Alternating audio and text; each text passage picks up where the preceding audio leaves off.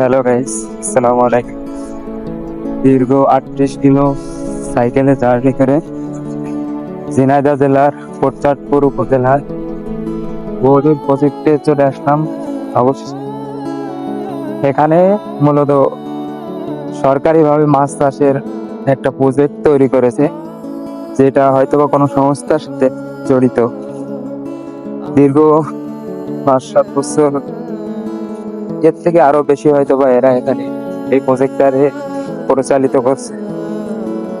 এখানে এসে তেমন কিছু দেখার নেই, নিরিবিলি সময় পার করার জন্য খুবই ভালো একটি প্লেস, যেটা বাতাস যেটা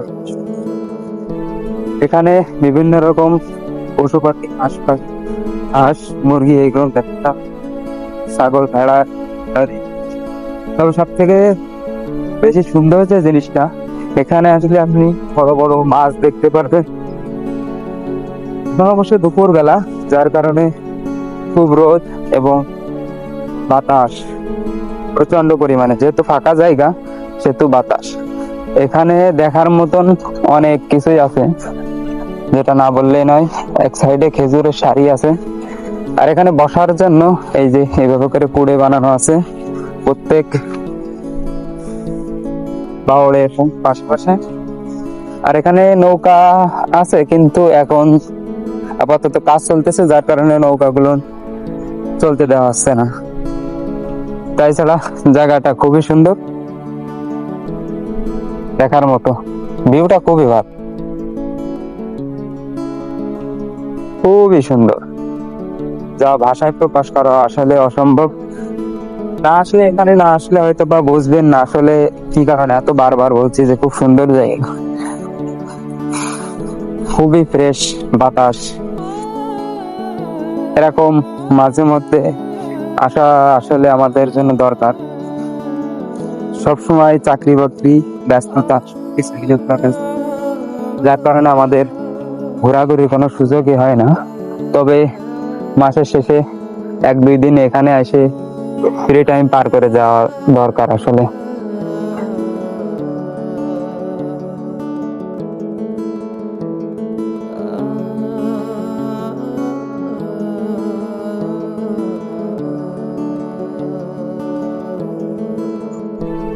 আমার সাথে সঙ্গী এই যে সাইকেল, যশোর জেলার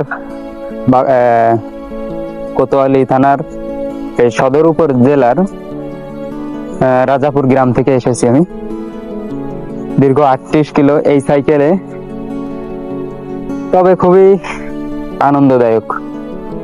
প্রত্যেকটা ভিউ নিজ চোখে দেখা যায়, প্রত্যেকটা প্লেস খুব সুন্দরভাবে উপভোগ করা যায়, যার কারণে আমি আমার এই সাইকেল নিয়ে ঘুরে বেড়াই সবসময়।